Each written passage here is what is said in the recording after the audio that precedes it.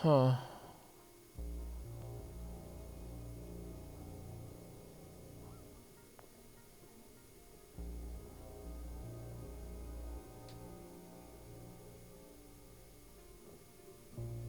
Now, if it's completely vacuumed out, then I can just pump in whatever I need whenever I need it. But I'm only going to need to do that for a time, and then I'd be able to tear it down. So there's part of me that wants to, fill it with liquid and then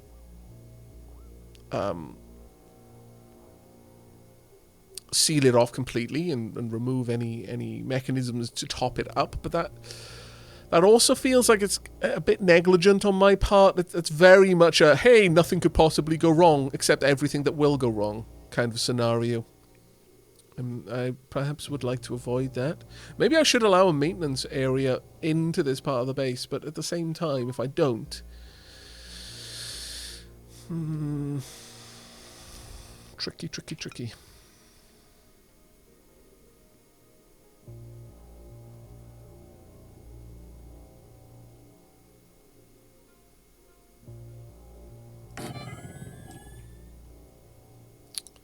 Go ahead and grab... honestly, the regular sandstone is fine here. And then a bridge. Something like that will do. I'll strip that one back down. I'm going to allow these to run pretty much... again, I can either let them run whenever they can, which will always keep the room somewhat cool. And at that point, I'm just accepting that this is a very energy negative loop. Or I only let them run when it's particularly efficient to do so. But I kind of feel like with this, it probably makes a lot more sense to just let it, just let it run constantly and just accept that this is not a very energy efficient loop. I want a liquid pipe thermosensor here. We can make that out of copper, sure. And a copper wire all the way over there. There we go. Now,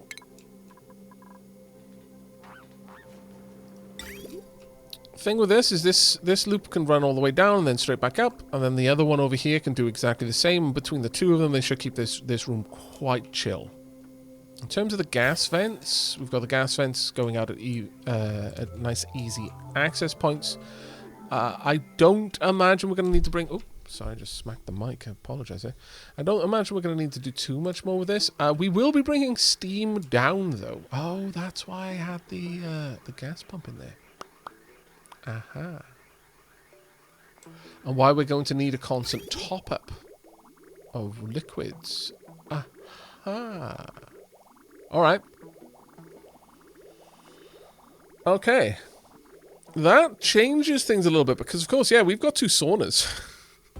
Oh, man, making this base as swank as I'm making it is causing me some difficult moments to try and figure out how to solve problems. I'm going to be honest with you.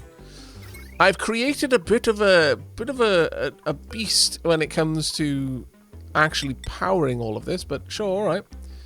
Hook that up on these levels. This level is generally low enough power need that I can easily hook all of that up. This one, however, because of the atmosuit docks, it's a little bit more power hungry. It may actually benefit me having this on a separate layer. Just another transformer. Yeah, I don't think it makes any sense at all. Hang on a second, what? Ah, you... Damn it! How dare you! Oh no, don't tell me it's all made of lead. Is it all made of lead? No, some of it's made of copper, that's the worst! Oh no! No! Why?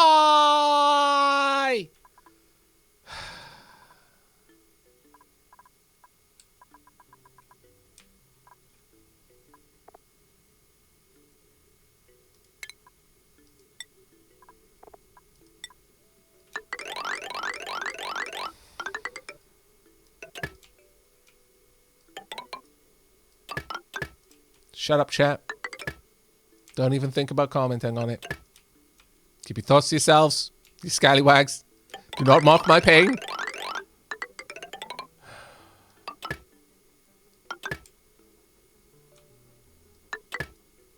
This sucks.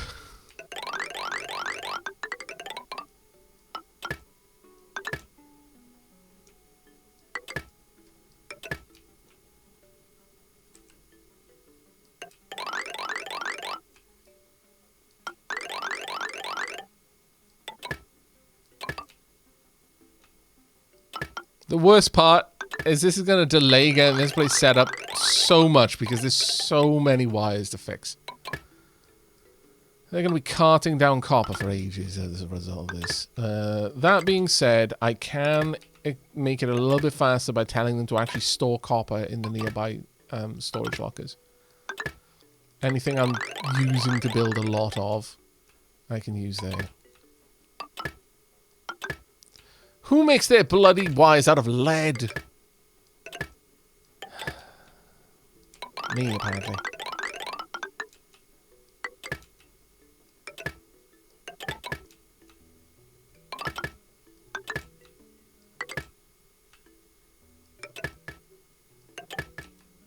Oh, hang on a second. 1,000 there. Ooh. Ooh, hang on now. That will not fit on this wire. Balls. But it will fit on this one just. Annoying, but okay.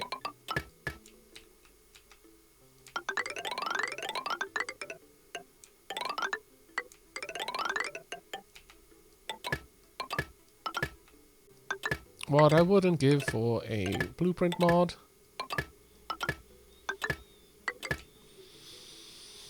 Oh well.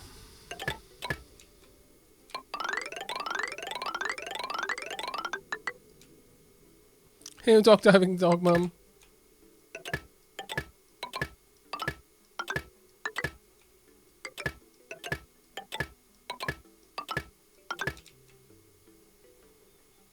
And finally. Oh, poop. We're out of copper. Wow, shit. On the flip side, a lot of these wires are actually copper, so it's not going to... Oh, actually, no, yeah, it didn't replace them when it needed them. Well, balls. Okay. It's going to take us a while, then. We need the copper volcano to do its thing for a little bit.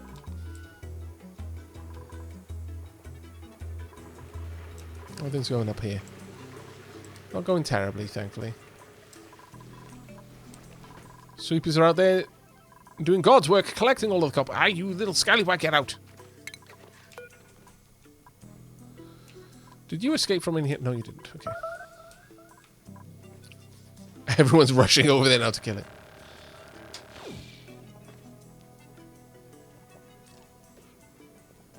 Colony's doing okay. Oh, take care, Ravenhawk. So busy thinking about those golden showers. Use lead on all the wiring. Shush you. Lead wiring would stop the rats from chewing them, though, eventually. I mean, we don't have rats, though, but yeah, I suppose.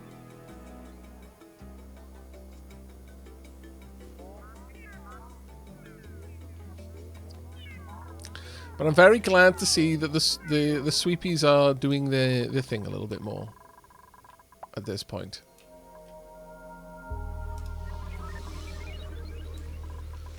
There we go. Quite hot material entering the loop.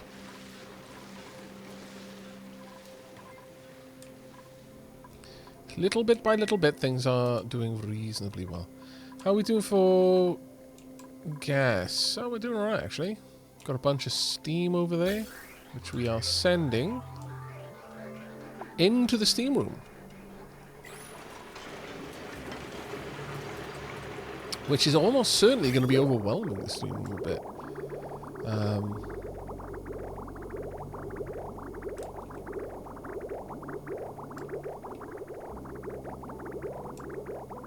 Eventually the steam pressure in here is going to get to catastrophic levels.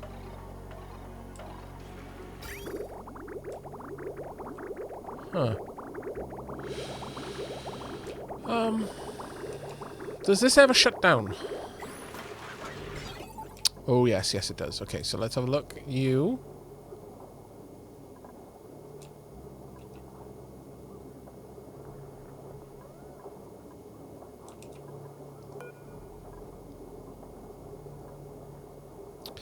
If the atmospheric pressure is ever above 20k, or 17k is the case will be here. You know what, I'm going to put this at 20k.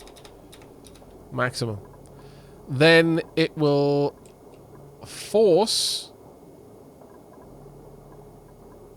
these on.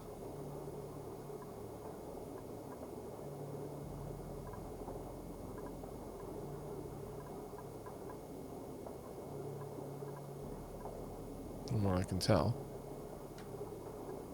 Yeah.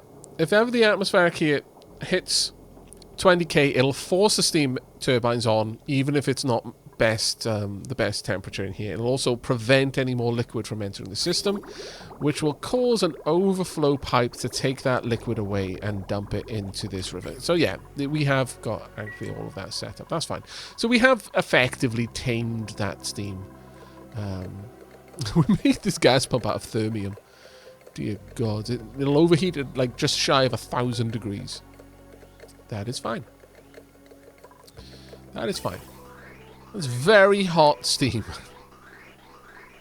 Very, very hot steam. But, you know, it's going to keep the steam engines running all the time. So that's quite cool.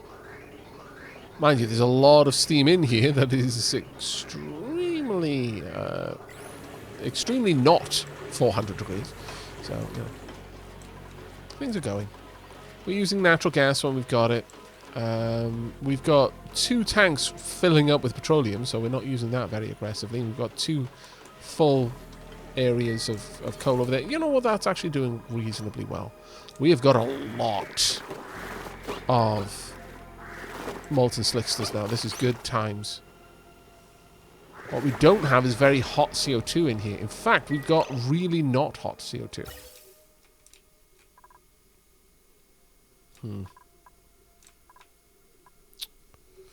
Okay. We need to fix that. With a quickness, I would say.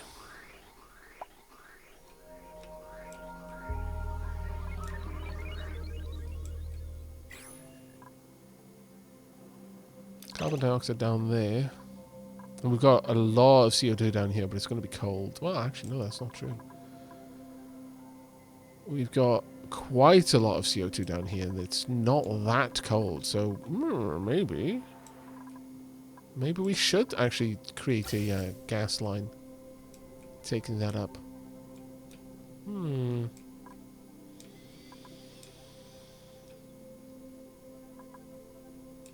Alright.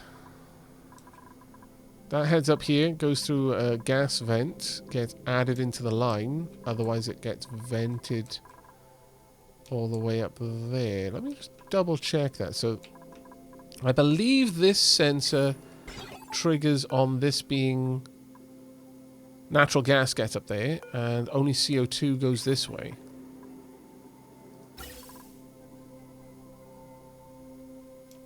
But it's not a dedicated line the way the others are. Alright. What's the temperature in here? It's actually incredibly hot. So that's good. That's actually good. Yeah, we want to push our CO2 through that, so it has a chance to warm up a bit. Okay. Yeah, no, I like this. We want to send only the hottest CO2 to our slicksters. Okay, this is kind of an unscheduled build, especially considering I've got a lot of other stuff I'm trying to work on instead. But we're going to do it anyway. So, one here, one here.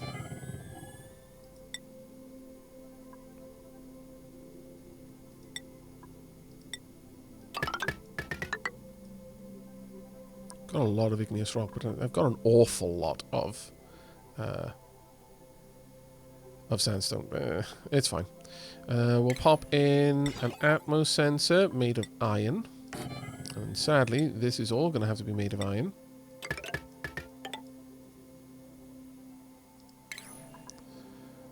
And then this can simply run up alongside.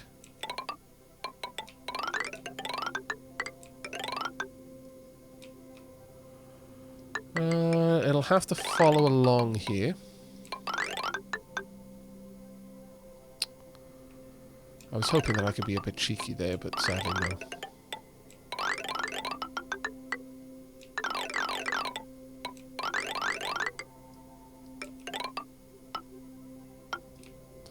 This will move through here. It will go through a gas filter, but it will then heat up a little bit more as it travels through this area. I don't want to lose any heat if we can avoid it, because the main reason for this is to feed our sixters.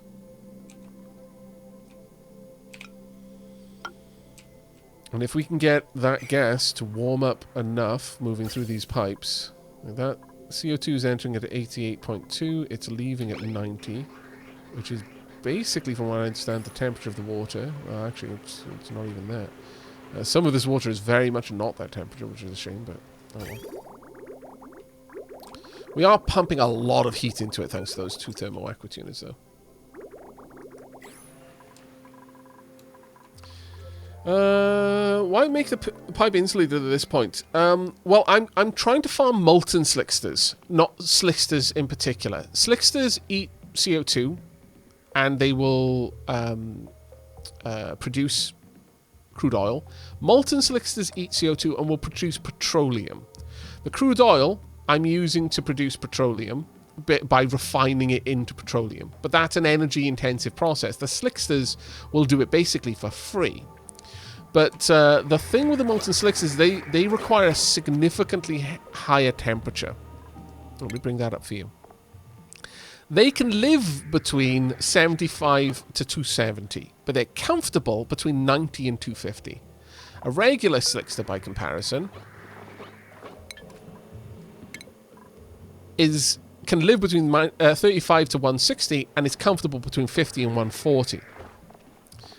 Now, to create a molten slickster, to have a chance of creating molten slickster egg, its body temperature needs to be between 100 and 250. Now, that isn't necessary for the molten slicksters. They start with a very high chance of making a molten slickster egg. But if their temperature drops between 20 to 60, they have a chance of making a long hair slickster. The long hair slicksters are an interesting one because they're beautiful to look at, and people really like having them around. If I can, I would like a few pet long hair slicksters to live in the base. People love having long hair slicksters around. They are super, engaging for the dupes. They have a very high decor rating, but they eat oxygen and produce nothing. So they're a very luxury item to have. But I would like to get a couple, maybe even have a long hair slickster ranch down here where we breed them, because we'll have a very nice oxygen atmosphere in here. But then, transfer them up into the Great Hall, for example, and just have them live there. Just have one or two in there, just one or two. They don't transfer any more than that up there. But then have the long hair slicksters down here. And then our duplicants can be very, very happy with that.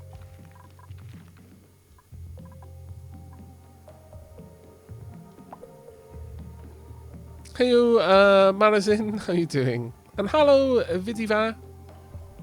What am I drinking today? It's interesting you ask me. I'm drinking whiskey right now. I know you were expecting tea, but this is oxygen not included that we're playing. Right, I want oxygen to be filtered.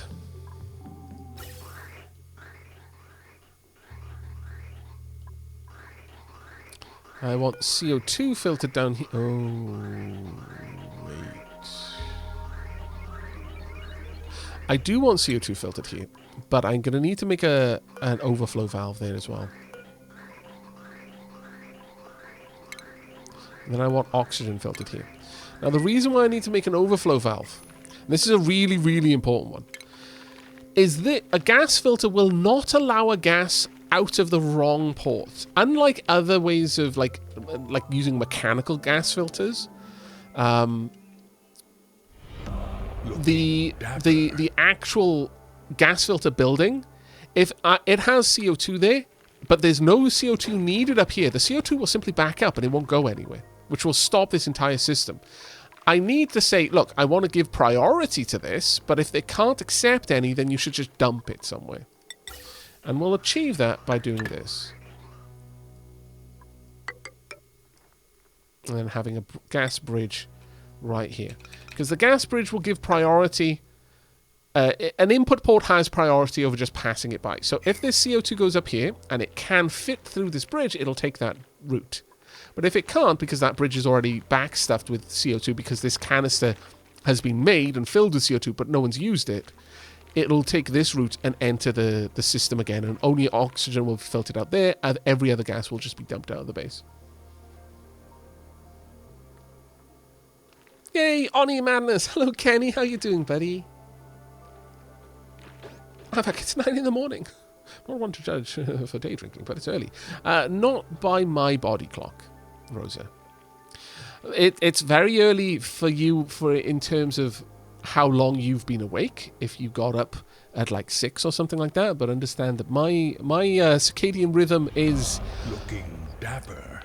To put it simply, not a rhythm. My circadian rhythm is, I don't care where the sun is. I sleep when I'm sleeping, and I don't when I'm not. That's basically the way that works.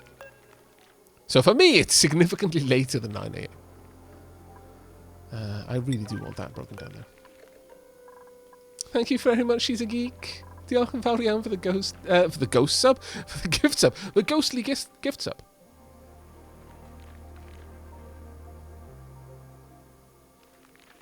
My circadians quit, and now it's all monkeys. You live on the monkey rhythm. I like it, yes. But yeah, don't worry. I appreciate that. Depending on the time of day, like if you convert time and stuff like that, you'll know that yeah, it is 9 a.m. But not as far as my body clock is concerned. I know that feeling. It's more of a circadian tap dance. Yeah.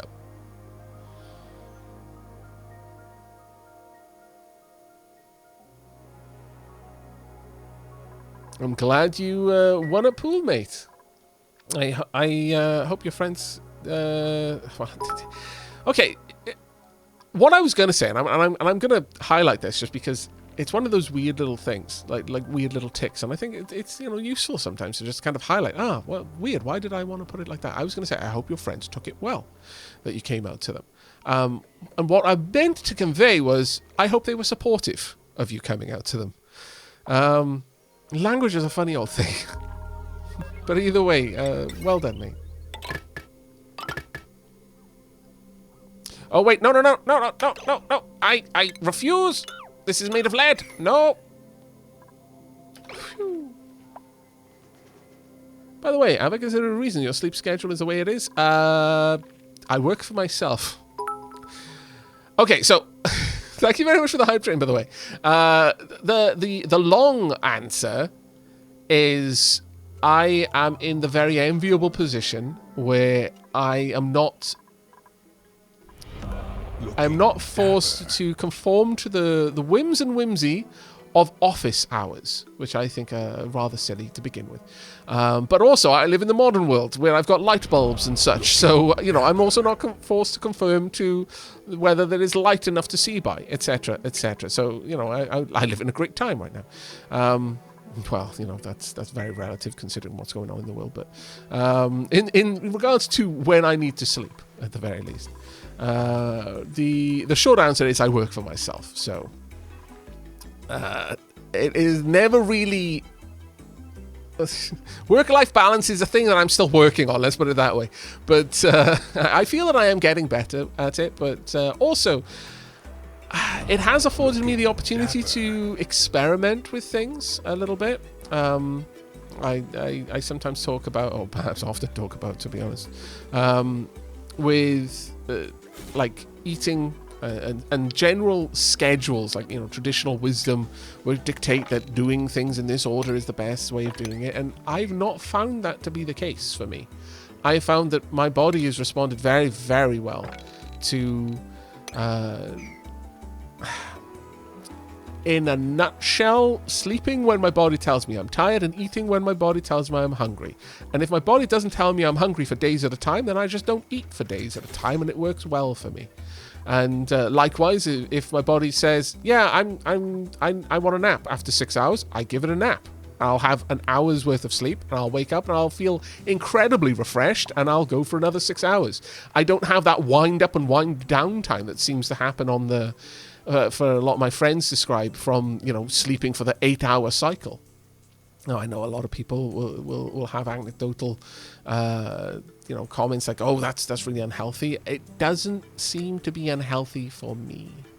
So, of course, I'm quite open to the possibility that I'm doing a horrible disservice to my body, and when I'm like 10 years older, I'm like, damn it, I wish I'd listened to all those people who told me I needed 8 hours of sleep. But at the same time, there's one of the best things that one of my doctors ever told me is I went to them to talk about, I've not. Maybe a little bit TMI, but I was having some stomach problems. I went and I was like, well, I'm not going as regular as everyone seems to say is normal. And they asked me, and this was really surprising me. They asked, "Is it normal for you?" They just straight up said, "Is this normal for you?"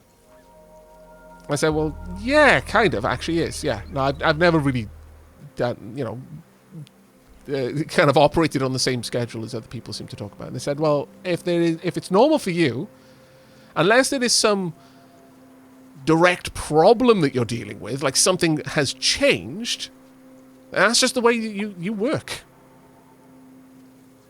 That's it." And I was like, wow, okay, fair enough. All right. And so that was my big takeaway from that. I was like, okay, ask yourself if it's normal. And if it is normal, then don't worry about it. Mind you, the whole sleep and eating journey that I've been on wasn't normal for a very long time, but I feel significantly healthier since I started doing things like this. Human average is the worst concept ever. Yeah, I kind of agree with that, actually. I kind of agree with that. I feel that normal is a very, very insidious concept when it comes to health. I mean, there are certain obvious, and reasonable exceptions to that. Generally people don't bleed from their eyeballs. If you start bleeding from your eyeballs and have always bled from your eyeballs since you were 8, you probably still need to go to the doctor, even if you're now 30 and have been living with this for quite some time. In fact, you need to ask yourself, why wasn't I already at my doctor? Because generally speaking, blood shouldn't be gushing out of my eyes. That's not to spec. Let's just put it that way. I appreciate that this is my normal, but maybe my normal is not good. But this is definitely there's a certain degree of common sense needs to be applied to everything. But my sleep schedule is very different, and it has changed over time. It used to be that I had a triphasic sleep cycle, which was very intolerant of change, but it was amazing because I would sleep for incredibly small amounts of time. I would have so much extra time in a day that other people didn't have. And it was kind of worked along the same concept of I don't have the same ramp up and ramp down that other people have. Because I don't... let's put it this way. A lot of my friends will complain that when they get up tired. So they'll have a coffee or something like that, and then they'll go do their work. And when they go to bed, they struggle to sleep. And so they don't get a very good sleep, even though they're lying in bed for like 8, 9, 10 hours at a time. They never feel like they've got enough. And then there's this long ramp up in the morning where you're kind of useless and you're just trying to shake your body awake. And this long ramp down in the evening where you're like, I'm not tired enough to sleep, but I'm not awake enough to do anything practical with my time. So I'm just going to watch TV or do something mindless until I feel tired enough to try and go to bed. And when I slept very little, I just didn't have that at all. The moment my head hit the pillow, I was asleep. The moment I woke up, I felt wide awake. I didn't have any alarms or anything like that. My body just kind of understood my rhythm and worked with that. These days, it's far from the triphasic sleep cycle. I actually sleep more than I used to. I sleep more like 4 hours at a time, something like that. It still doesn't quite fit into a 24-hour cycle. It's probably more like a 30, 32, 33-hour cycle. And I'll sleep twice in that time. And it'll be anything from like 2 to 4 hours. But it adjusts. You know, I'm going to be honest, my health hasn't been as good during the whole pandemic. I gained a fair bit of weight. I comfort ate a lot. I'm not gonna frame it as anything as it was. I was eating my emotions through the pandemic quite a lot, and yeah. So you know, the consequence of that is that yeah, my sleep isn't as sound as it used to be, and I think that's why I'm sleeping a little bit more. But since things have started, I don't want to say getting back to normal, because it's not, but it started to feel more manageable than it did for a while. And my health has started to improve a lot. My weight is started to move better. Like everything is moving back to where it was normal for me. And I hope and I suspect that it will move back to a place where, again, I'll probably start sleeping less, just because my body will need it less. You know, we'll see how that goes. But, you know, I think yeah, I definitely, like, when Sheila was sick, I ate so much. Okay. Not gonna lie. I was eating stress. Just gobbling it up. Because there was nothing I could do. I couldn't fix anything. It was like, this is entirely out of my control to manage or to try and resolve. I feel useless. This is a bad feeling. You know what isn't a bad feeling? Donuts. Donuts feel of happy. I will eat donuts to compensate for the fact that I feel useless.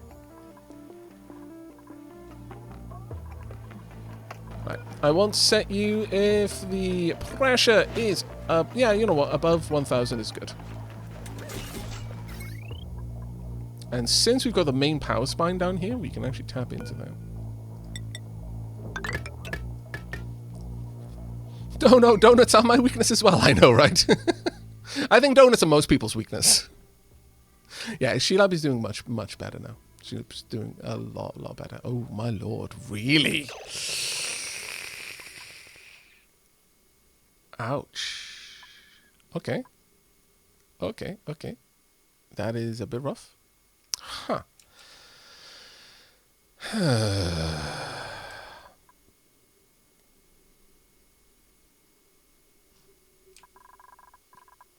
I've got a lot of stuff on this one power spine that has not been updated forever. I think it's actually time that I start updating more of it. Oh, why is lead so... Why do I have so much lead? Because it makes me tempted to use it. Wait a second. What? I can use thermium. I can use thermium to make my wires. If that doesn't speak of how ridiculously wealthy you are, I just don't know what does. Imagine that. Yeah, it's like, I build my stuff out of thermium. Because wealth. Actually, this over here... oh, really? You made it out of copper? Why did past me make it out of copper? Why is everything made out of copper?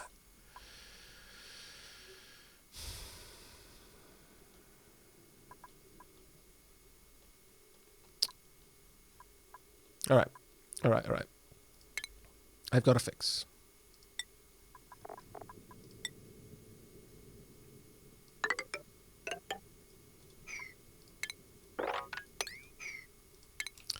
We are going to do... see, the problem is if I do that... no, I can't. That won't fix my issue. That'll just create another issue for later on.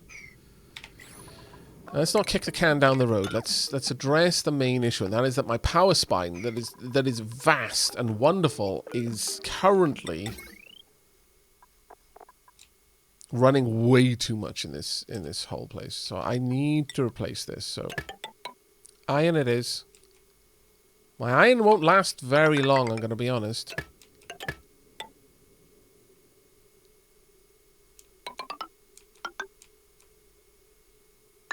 Come on, game.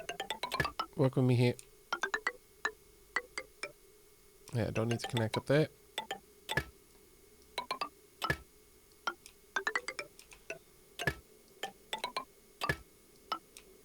Thing is, heavy watt wire, this upgrade is going to allow this to last for a very long time. And the nice thing about this is since I'm not using, since I'm not running with the spaced out DLC kind of like world blueprint, this isn't going to be as painful to do. Like, I don't need to worry that... Oh, did that not connect properly? I should have. This isn't going to cause me issues later down the line where I can't have other planets hooked up to the right power source. Maybe I'm going to go down this way.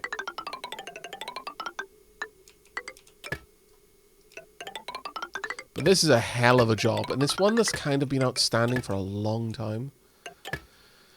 It's just a pain in the backside to have to do it now, because I'm in the middle of other things, but that's always the way with these sorts of things, you know?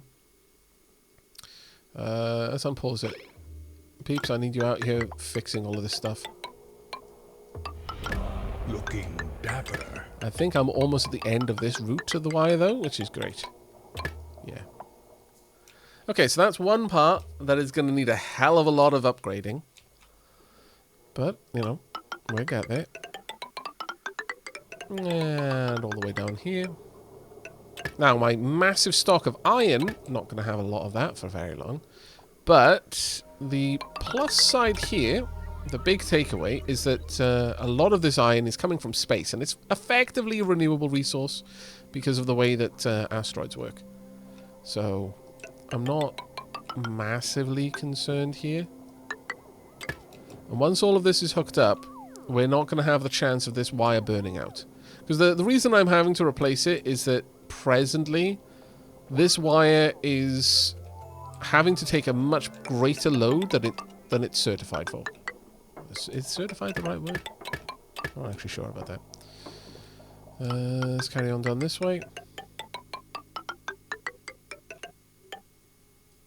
Will I replace all of that copper? I will eventually. But not today.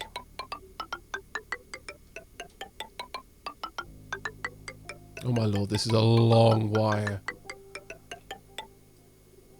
Oof, 47,000 kilos of iron left.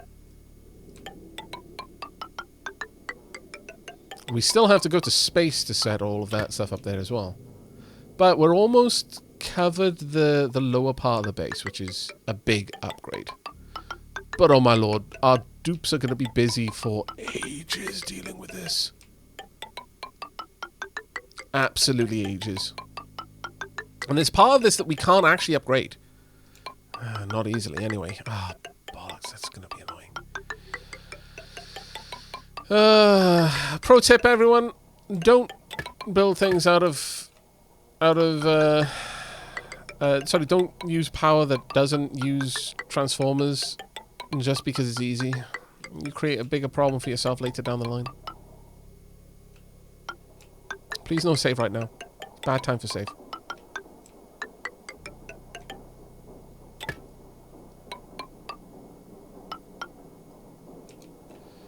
Gonna have to go in there, sadly. Ah, we'll go in there anyway, I guess.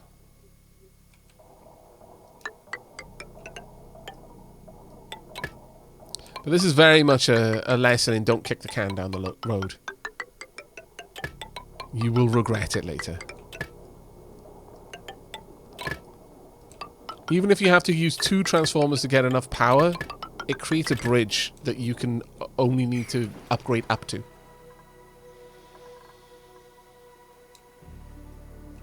Yeah, I have played Ideology quite a lot, actually. And yes, I do plan to. Okay, well, this is going to take bloody age to get done, but, you know, it is what it is. This is... Oh, wait, hang on. Yeah, that's out of line. This is going to be a good upgrade. This is a solid and important upgrade that we've needed to do for a very long time. It's just going to take ages to get finished.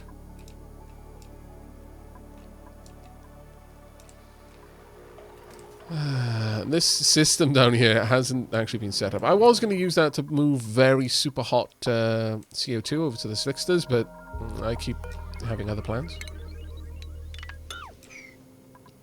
On the plus side, at least my duplicants can move around quite quickly thanks to all of their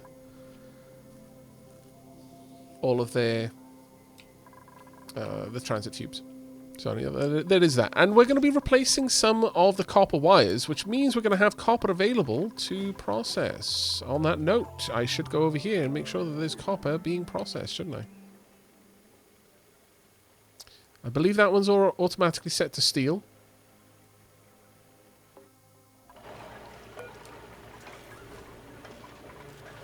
This one's automatically set to iron.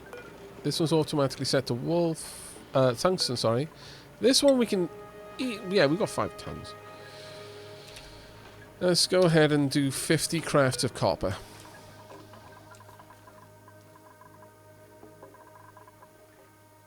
Sixth bout of hiccups. Wow. Your diaphragm is having a party. Oh, thank you very much for the 18 months there, Dr. Having Dog Mum.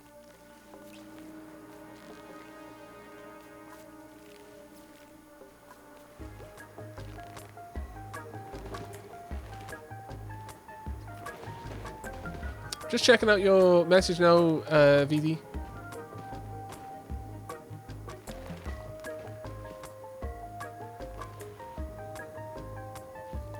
Oh, that's such a lovely message. Thank you, mate. I'm glad it was, I guess, helpful to you. Helpful seems like such a shallow word to use in that situation, but I'm really glad that I don't know, gave you a sense that not everyone was as close-minded as some of the people around you.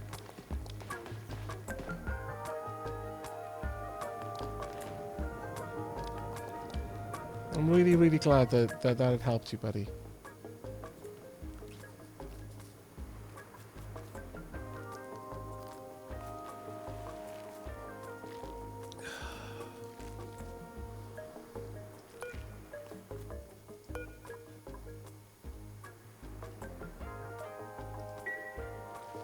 It's such a shame with Stardew, though.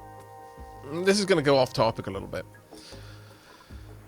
Me go off topic, I know, right? But I've always felt so sad with the amount of people that have told me, oh, you know, romancing this person is awful for their character because it basically neuters their like the personality of the character. That's always been such a sad thing to learn. And it's been one of the large reasons why I've avoided pursuing relationships with some of the characters.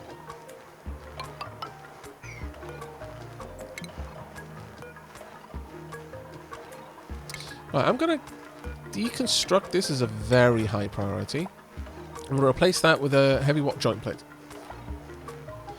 Yeah, I am looking to get back into Stardew. I've got an active run. I know that some people get very frustrated when I say that. They're like, oh, I wish you'd just say you're not going to do it because then I hope, and then you don't do it for ages. And it's just the way that I consume gaming content. Sometimes I'm in the mood and sometimes I'm not. I don't play something if I'm not in the right mood for it. You know, that's just the way it is. I'm not one of these people that can fake my reactions to stuff. And for better or worse, really, in that regard.